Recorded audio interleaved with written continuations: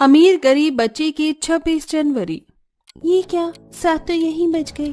बस स्कूल का गेट न बंद हुआ हो, वरना आज का स्कूल तो मेरा मिस हो जाएगा।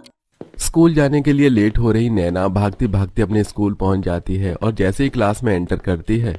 ये क्या, जिस बेंच पर मैं बैठती थी वो तो क्लासरूम में है ही नहीं। कहाँ गया मेरा बेंच? अब मैं क्या करूँ? टीचर भी आने वाली है, किसके पास बैठूं? नैना इधर उधर देखती है और एक काजल नाम की लड़की के पास जाकर बैठ जाती है। तुम्हारी हिम्मत कैसे हुई मेरे पास बैठने की? उठो यहाँ से, यहाँ पर सिर्फ मेरी बेस्ट फ्रेंड बैठेगी।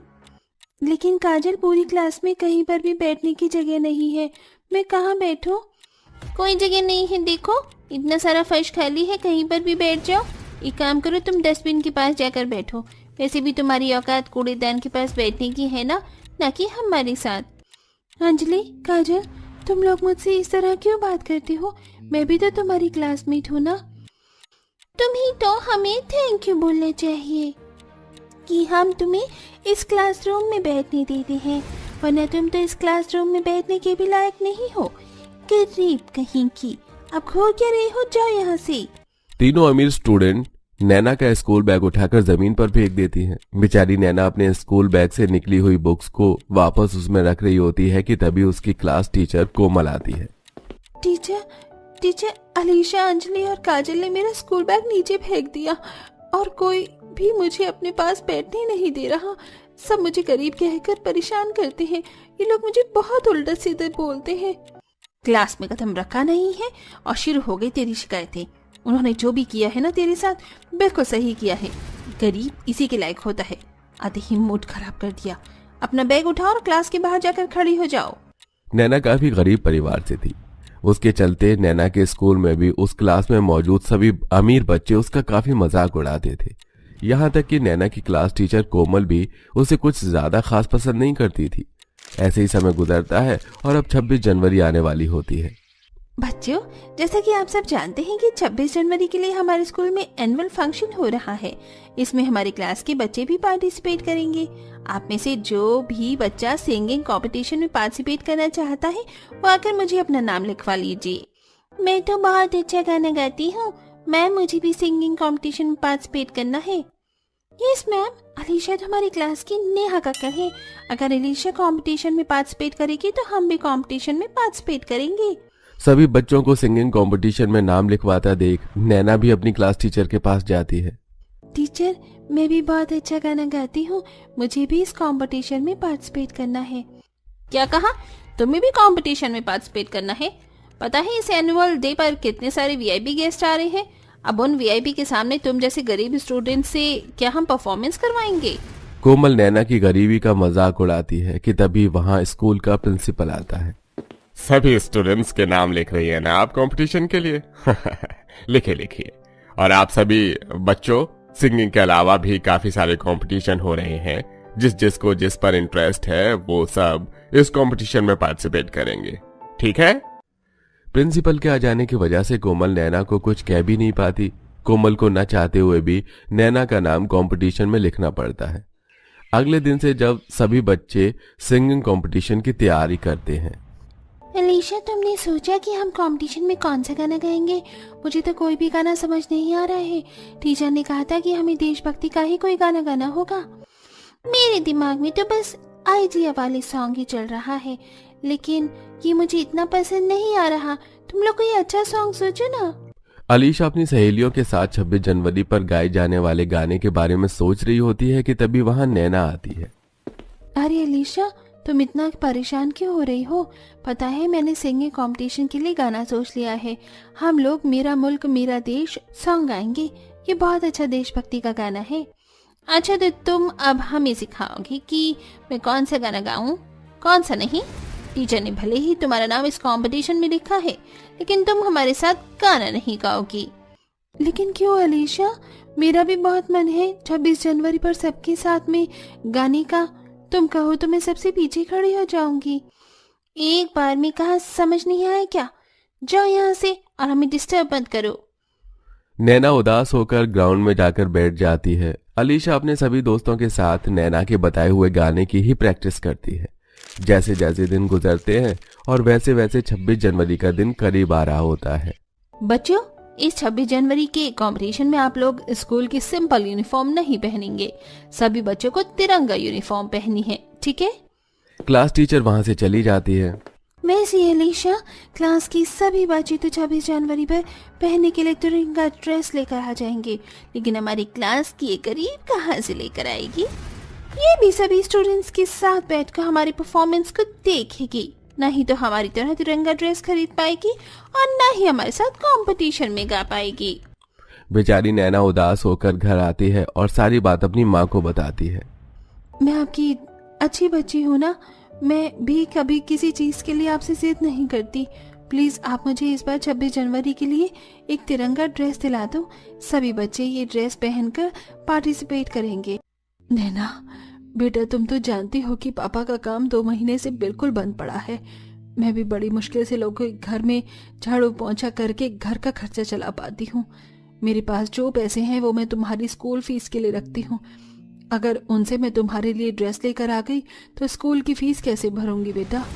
अपनी माँ को माफ कर देना, लेकिन मैं तुमसे वादा करती हूँ कि मैं तुम्हारे लिए अगले साल जरूर एक अच्छी सी तिरंगा ड्रेस लेकर आऊंगी। जहाँ एक तरफ नैना अपनी तिरंगा ड्रेस को लेकर परेशान थी, वहीं क्लास में अमीर बच्चे नैना को अपने साथ कभी भी प्रैक्टिस के लिए नहीं बुलाते थे। तुम लोग प्रैक्टिस कर रहे हो ना, मुझे भी अपनी प्रैक्टिस में बुला लो। पता है, मैंने तो कल रेडियो में गाना सुनकर उसे अच्छे से याद भी कर लिया है। अच्छा, तुम्हें हमारे साथ प्रैक्टिस करनी है? ठीक है, लेकिन उससे पहले तुम्हें हमारे साथ पानी की बोतल भर कर लानी होगी। बेचारी नैना सभी बच्चों के पानी की बोतल भर के लाती है। कभी कोई उससे कैंटीन से कुछ खाने के लिए मंगवाता तो कभी अपना कुछ और सामान मंगवाता, और इसी में ही 1 से 2 घंटे निकल जाते हैं। अब तो मुझे अपने साथ प्रैक्टिस करने दो ना, मैं तुम सबके सारे काम भी कर दिए हैं। लेकिन अभी तो हमारी क्लास का टाइम हो गया है और हम क्लास मिस नहीं करते। कोई बात नहीं, तुम कल आ जाना टाइम से। अलीशा हर रोज नैना को बुलाती है, लेकिन प्रैक्टिस करवाने की जगह उससे अपने सारे काम करवाती है, और ऐसे ही कुछ दिन और गुजर जाते हैं। मेरे घर में इतना पुराना सफेद कपड़ा रखा हुआ था और मैंने देखा ही नहीं। लगता है काफी पुराना है। एक काम करती हूँ, इसी कपड़े पर नारंगी और हरे रंग का कपड़ा लगाकर सिल देती हूँ और अपनी बेटी के लिए एक तिरंगे जैसी फ्रॉक बना दूंगी। जयंती जुगाड़ करके उसे सफेद कपड़े पर नारंगी और हरे कपड़े लगाकर सिल देती है, और 1 से 2 दिन की मेहनत के बाद आखिरकार जयंती नैना के लिए सुंदर तिरंगे की फ्रॉक बनाती है। ये फ्रॉक तो बहुत ज्यादा सुंदर है, इसे पहनकर तुम्हें बहुत अच्छी लगूंगी ना? हाँ मेरी बच्ची, तुम बहुत अच्छी लगोगी। एक बार पहनकर तो दिखाओ कैसी लग रही हो। जैसे ही वो फ्रॉक पहनती है तो बड़ी प्यारी लगती है, जिसे देख जयंती भी काफी खुश होती है। और अब सिर्फ 26 जनवरी को 3 से 4 दिन रह गए थे। नैना अकेले ही घर में आकर गाने की प्रैक्टिस कर लिया करती थी, और आज आखिरकार वो दिन आ ही जाता है जिसका सब बेसब्री से इंतजार कर रही थी। नैना सुबह सुबह उठकर अपनी माँ की बनाई हुई फ्रॉक पहनती है और तैयार होकर स्कूल चली जाती है। सभी अमीर बच्चे प्रैक्टिस रूम में प्रैक्टिस कर रहे होते हैं। तुम लोग फाइनल प्रैक्टिस कर रहे हो ना? मैं भी घर से काफी अच्छे से प्रैक्टिस करके आई हूँ। हम सब मिलकर एक बार और प्रैक्टिस करते हैं। अच्छा, तुम्हें प्रैक्टिस करनी है? चलो करते हैं। सभी बच्चे नैना को धक्का देकर क्लासरूम का गेट बाहर से बंद कर देते हैं और स्टेज पर गाने के लिए चले जाते हैं। दरवाजा खोलो, मुझे भी स्टेज पर गाना है। खोलो। कोमल मैम, आपने बच्चों को ठीक से प्रैक्टिस नहीं करवाई थी क्या? बच्चे तो पहले लाइन में ही अटक गए। वीआईपी गेस्ट क्या सोचेंगे? टीचर, प्रिंसिपल और वीआईपी गेस्ट उन सभी बच्चों को ही देख रहे होते हैं कि तभी अचानक गाने को भूल जाते हैं। वहीं दूसरी तरफ नैना देखती है कि क्लासरूम की खिड़की खुली हुई है। नैना जल्दी से उस खिड़की से बाहर निकलती है और स्टेज पर चढ़ते हुए बुलंद आवाज में गाना गाती है। मेरा मुल्क, मेरा देश, मेरा ये वतन, शांति का, उन्नति का, प्यार का चमन, इसके वास्ते निसार है मेरा तन, मेरा मन। ए वतन, ए वतन, ए वतन, जाने मन, जाने मन, जाने मन। सभी बच्चे नैना के साथ गाते हैं और सभी को उन बच्चों की परफॉर्मेंस काफी ज्यादा पसंद आती है। बेटा आपने तो बहुत अच्छा गाना गाया है। सभी बच्चे तो बिल्कुल भूल ही गए थे, लेकिन आपने आकर अपनी परफॉर्मेंस खराब नहीं होने दी। इस कंपटीशन की अकेली विनर तो बेटा सिर्फ तुम ही हो। सर, ये मेरी अकेले की मेहनत नहीं है, मेरी सभी फ्रेंड्स और टीचर ने मेरा खूब साथ दिया है।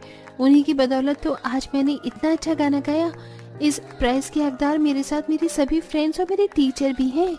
नैना अपना प्राइज सभी स्टूडेंट और टीचर के साथ शेयर करती है, जिसके चलते कोमल और सभी अमीर बच्चों को अपनी गलती का एहसास होता है। और अब क्लास टीचर और सभी अमीर स्टूडेंट, खास तौर पर अलीशा, नैना के साथ अच्छा बर्ताव करते हैं और हंसी खुशी रहते हैं। मैडम, हमारी बात सुनिए, हमने कुछ नहीं किया है, आपको कोई गलतफहमी हुई है। मुझे कोई गलतफहमी नहीं हुई है, तुम्हारी देवरानी ने ही तुम चारों के नाम पर कंप्लेंट करी है। तुम चारों अपनी देवरानी के ऊपर अत्याचार करते हो ना, उससे काम करवाते हो और खुद आराम करते हो। नहीं नहीं, हम ऐसा नहीं कर सकते, आप हमें जेल में मत रखिए, हमारी बदनामी हो जाएगी। अपनी बदनामी की पढ़िए, लेकिन अपनी देवरानी के साथ की गई बदतमीजी की नहीं, अत्याचार की नहीं। तुम चारों को तो यही सजा मिलनी चाहिए और तुम चारों 26 जनवरी के दिन जेल में हो, ये सजा बहुत सही है।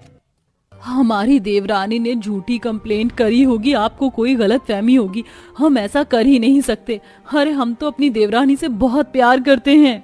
ये कैसी देवरानी थी जो अपनी ही जेठानियों के नाम पर झूठी कंप्लेंट कर रही थी और उन्हें पुलिस स्टेशन तक पहुंचा दिया। इस अनोखी देवरानी के बारे में थोड़ा अच्छे से जानते हैं और कहानी को पीछे लेकर चलते हैं। सुमन, निधि, महक और नीतू चारों एक साथ एक घर में रहती हैं। ठंड का मौसम था।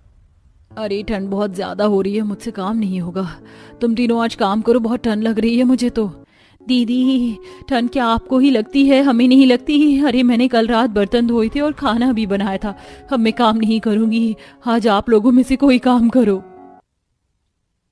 अरे महक, अगर देवरानी आ जाती ना तो हम उसको ही बेवकूफ बनवा कर उससे काम करवा लेते, हम चारों ही फ्री रहती फिर।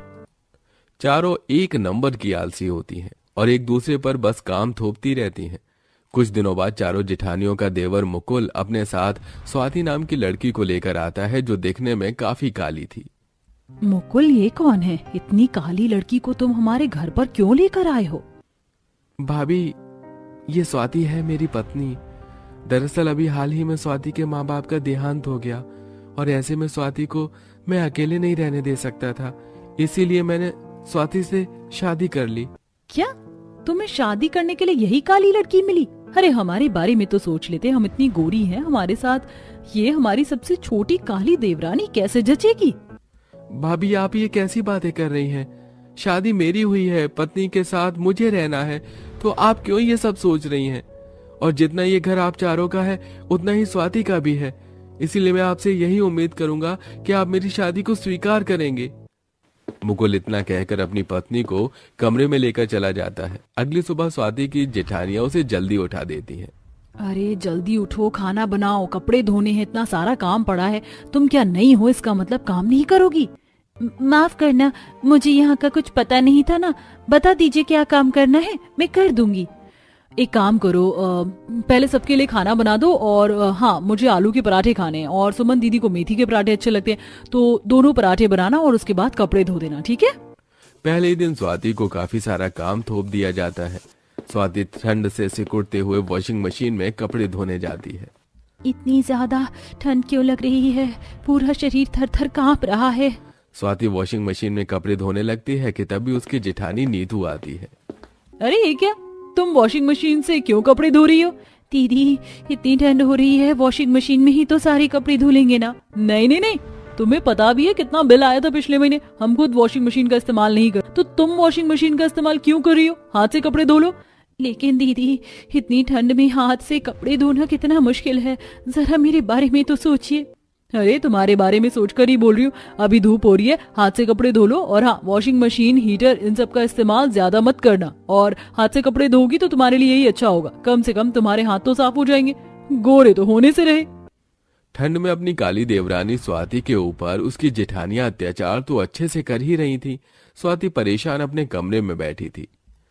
मेरा फौजी बनने का सपना ही रह जाएगा, काश मैं भी फौजी बन पाती। तभी कमरे में मुकुल आता है। क्या हुआ स्वाति, तुम इतना परेशान क्यों हो? दरअसल आपको तो पता ही है मुझे फौजी बनना था, लेकिन अब शादी हो गई है और शादी के बाद सपने देखने का कोई पॉइंट ही नहीं होता है। तुम ऐसे क्यों कह रही हो? अरे जब तुम्हारा पति तुम्हारे साथ दे रहा है तो तुम खुद को क्यों कम समझती हो? मैं कह रहा हूँ कि तुम फौजी बनकर ही रहोगी।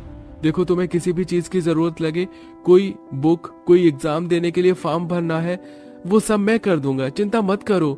तुम बस अपनी पढ़ाई पर ध्यान दो, उसके बाद अपने ससुराल पर, बाकी सब मैं देख लूंगा। स्वाति अब अपनी फौजी बनने की तैयारी करने लगती है। ये चीज स्वाति की जेठानियों को बिल्कुल पसंद नहीं थी। ये कौन सी किताब पढ़ रही हो तुम? दीदी वो क्या है ना, मैं फौजी बनना चाहती हूँ तो उसकी ही तैयारी कर रही हूँ, फौजी बनने की। अच्छा, तुम फौजी बनोगी तो घर के काम कौन करेगा? तुम्हारी माँ क्या घर के काम करेगी? दीदी आप ऐसा क्यों कह रही हो? मेरी माँ तो इस दुनिया में भी नहीं है, और जो इस दुनिया में है नहीं, आप उनके लिए इतनी बुरी बातें कैसे कह सकती हैं? तो जाओ ना, छत पर चूल्हा बनाओ और उस पर खाना बनाओ। हम सबका चूल्हे पर बना खाना खाने का मन है। ठंड में चूल्हे का खाना बहुत स्वाद लगता है। दीदी ठंड में आप मुझे वही काम क्यों करवा रही हैं जिससे ज्यादा ठंड लगे, और सारा काम मैं अकेले क्यों करूं?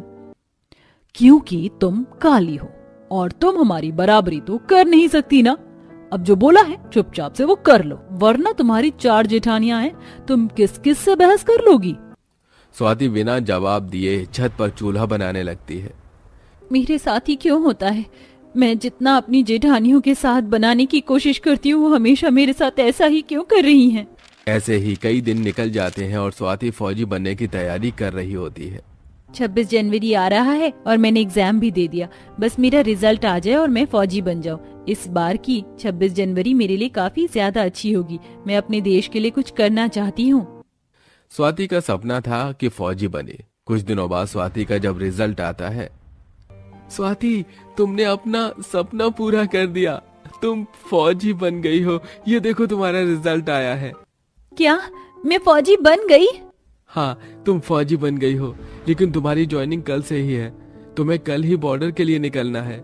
इतनी जल्दी ज्वाइनिंग भी? और कल ही मुझे बॉर्डर पर भी जाना है? हाँ देखो, तुमने अपने सपने के लिए बहुत मेहनत करी है, तो अब तुम पीछे मत हटो। स्वाति अगले ही दिन बॉर्डर के लिए निकल जाती है। स्वाति के पीछे उसकी 4 जेठानियां बातें बना लेती हैं। बन गई फौजी हमारी काली देवरानी, पर कहीं हमारे खिलाफ वो कोई कंप्लेन तो नहीं करेगी ना? अरे ऐसे कैसे कंप्लेन करेगी? हमने क्या किया? किया तो है हमने बहुत गलत। हमने ना सच में अत्याचार तो किया ही था। कोई बात नहीं, कुछ नहीं होगा। डर तो लग रहा है मुझे भी, लेकिन कुछ नहीं होगा। अत्याचार किया तो किया, क्या हुआ? स्वाति काली थी ना, फौजी बन गई है तो बस अब हम उससे थोड़ा सा प्यार से बात कर लेंगे, बात खत्म। 4 जेठानी अपनी काली देवरानी के फौजी बनने से डर तो गई थी, लेकिन अब क्या ही करती। कुछ दिनों बाद 26 जनवरी थी। अरे 26 जनवरी है, आज हम बच्चों के लिए कोई पार्टी रखते हैं ना। बच्चे तो हैं ही नहीं, तो क्या हुआ, मोहल्ले के बच्चे तो हैं ना। 4 जेठानियां 26 जनवरी के दिन मोहल्ले में बच्चों को ट्रॉफी, चिप्स, कुरकुरे बांट रही थी कि तभी पुलिस आ जाती है। तुम 4 जेठानियों के ऊपर कंप्लेंट है कि तुम 4 ने अपनी देवरानी के ऊपर अत्याचार किया, इसलिए हम तुम्हें गिरफ्तार करने आए हैं। क्या? हमें गिरफ्तार करने? पुलिस 4 को पुलिस स्टेशन लेकर चली जाती है और लॉकअप में बंद कर देती है। तुम 4 चुप हो जाओ और कोई भी आवाज नहीं करेगा। किसी की कोई आवाज आई ना तो तुम 4 की कहर नहीं। अब हम क्या करें? मुझे नहीं रहना यहाँ, काश मैं अपने घर रहती। कुछ देर बाद वहाँ स्वाति और मुकुल आते हैं। दीदी आप 4 यहाँ पर कैसे? और इंस्पेक्टर साहब, आपने मेरी जेठानियों को क्यों गिरफ्तार किया? आप इनकी देवरानी हैं, लेकिन कंप्लेंट तो किसी और ने करी थी, किसी राधिका नाम की औरत ने। राधिका मेरी पड़ोसन है, आपको गलतफहमी हुई है। मेरी जेठानियों को छोड़ दीजिए। स्वाति अपनी जेठानियों को वापस घर ले आती है और उन्हें तोहफे देते हुए कहती है, दीदी मुझे माफ कर दीजिए, मुझे आने में देर ही हो गई। आप लोगों को मेरी वजह से पुलिस स्टेशन में रहना पड़ा। हमें माफ कर दो, हमने तुम्हारे साथ गलत किया और तुमने फिर भी हमें इतना माना, लेकिन तुम तो बॉर्डर पर थी ना, फिर यहाँ कैसे? 26 जनवरी है ना, तो मैं आप सबसे मिलने आई हूँ और आप सबके लिए गिफ्ट भी लेकर आई हूँ। हम सबको माफ कर दो, हमें अपनी गलती का एहसास हो गया है। हमने तुम पर बहुत अत्याचार किया, अब से हम कभी ऐसा नहीं करेंगे। दीदी कोई बात नहीं, जो हो गया सो हो गया, उसे भूल जाओ, हम आगे बढ़ते हैं। इसी के साथ अंत में 26 जनवरी के दिन पांचों देवरानी जिठानी मिलकर 26 जनवरी मनाते हैं और खुशी खुशी रहते हैं।